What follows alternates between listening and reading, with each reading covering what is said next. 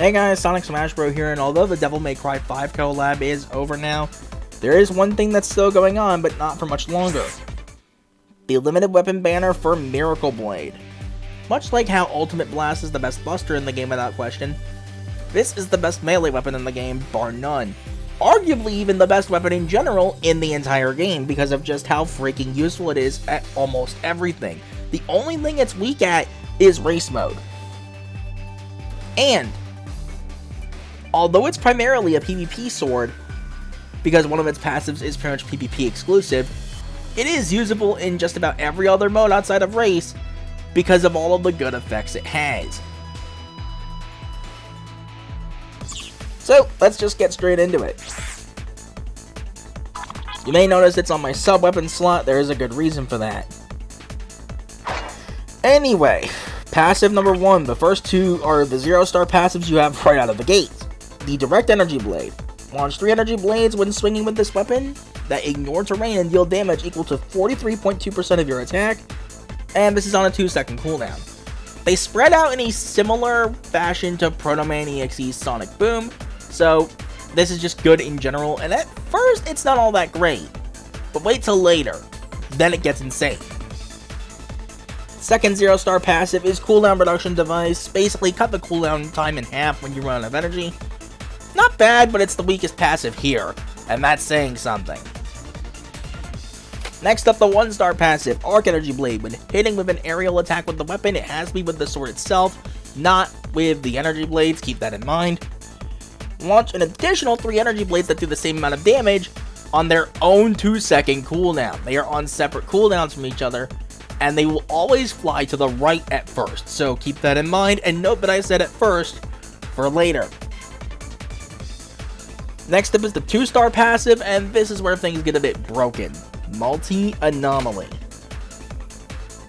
When hitting any target with this weapon, including with the energy blades, there's a chance to inflict a 50% slow on a 1-second cooldown. That's already ridiculous. But it gets even better. When hitting a player specifically, you can inflict a healing reduction status, which weakens their healing by 60%, including from energy feedback, self-healing passives, life energy pickups, stuff like that. And when hitting any target in general, this is back to a universal effect, you have the potential to inflict a 32% defense break, again on a 1-second cooldown. One of the highest defense breaks in the entire game.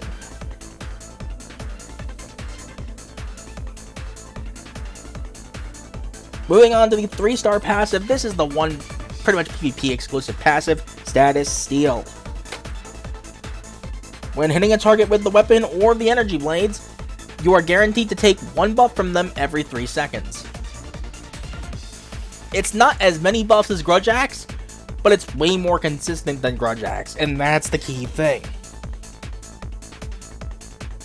Because you are guaranteed to take these buffs even at a distance, which is amazing, as opposed to Grudge Axe where you basically have to be point blank, which is not going to happen basically ever anymore. And lastly, Positioning System. Increase the range and flight speed of both the Direct Energy Blade and the Arc Energy Blade by 30%, and add a tracking effect.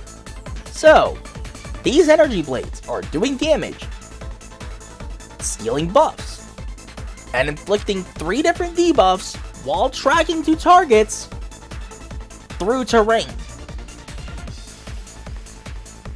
It's kind of ridiculous. This is busted right here. This is the big prize right here. And hidden skills.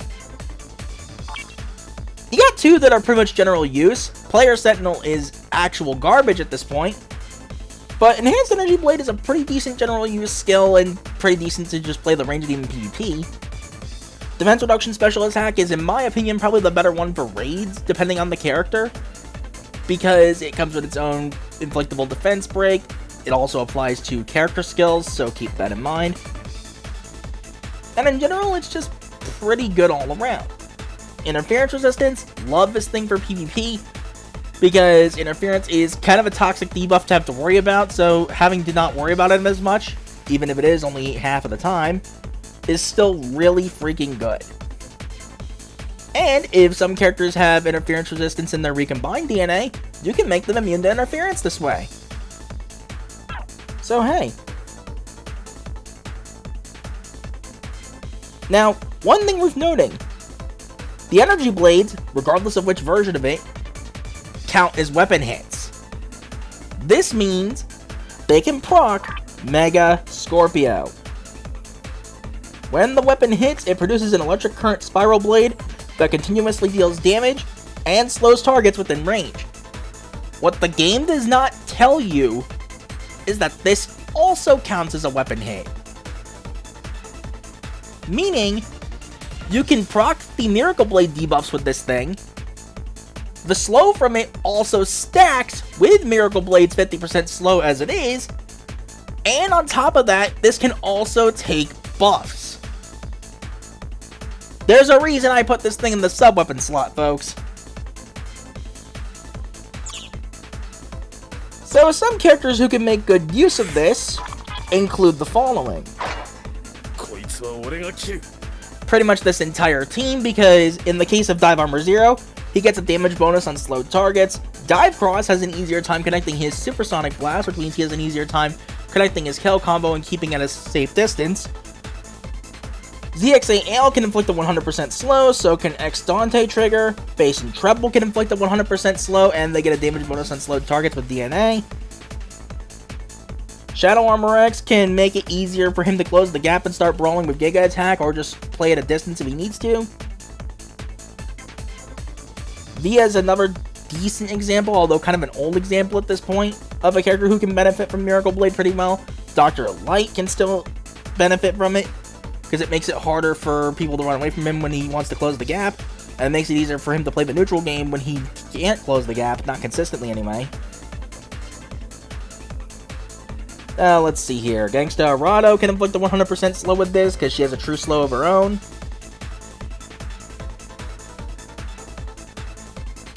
Zero Virgil Trigger benefits from this because it's pretty much the best thing for dual melee, which he kind of needs. There's just a great amount of characters in general who benefit from Miracle Blade. Like I said, it is arguably the best weapon in the game. And time to show it off.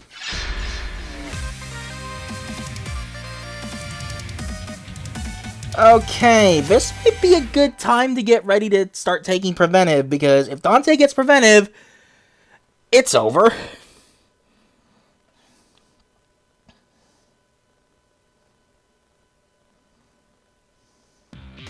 Ready?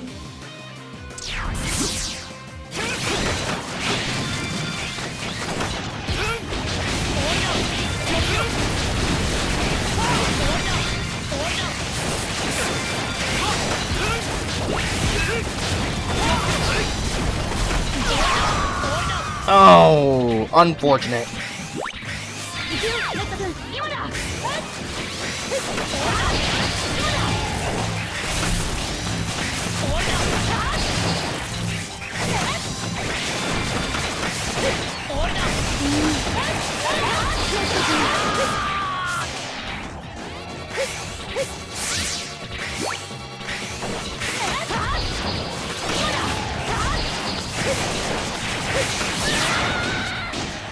Unfortunate, but ZXA can come back from this.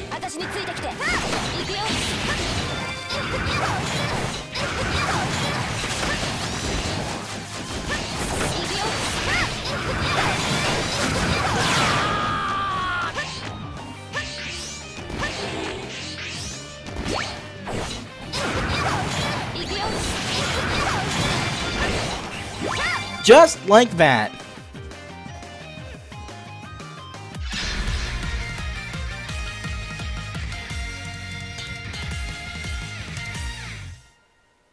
So yeah, despite the lag there, I think you can see what makes Miracle Blade such a good utility weapon. It's freaking insane. And what's nice is, because this can steal buffs, this can steal preventives, this can steal turbo cannon iframes, this can steal a lot more things than you think.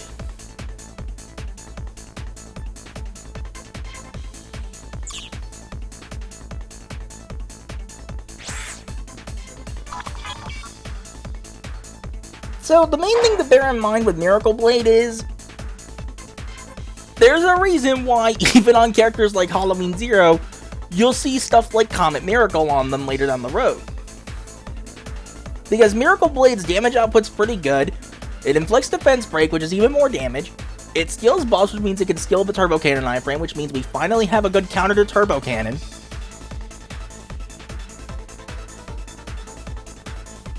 It's a good way to just feel somebody out safely while you don't have to waste your skills, so you can just layer on the damage later.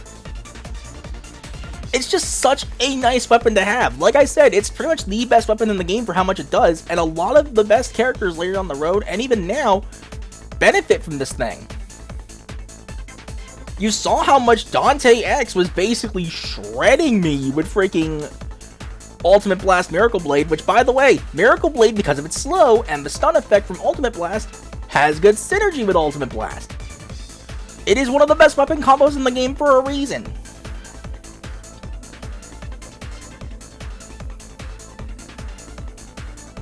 So yeah, a good amount of characters heavily benefit from Miracle Blade. Both old and new. Because another thing is, although it's not as consistent as Grudge Axe for someone like, say, Proto Man EXE or Via, they can benefit from this thing as well. Because again, it can help them play the neutral before they have to commit to their skills for the closing kill.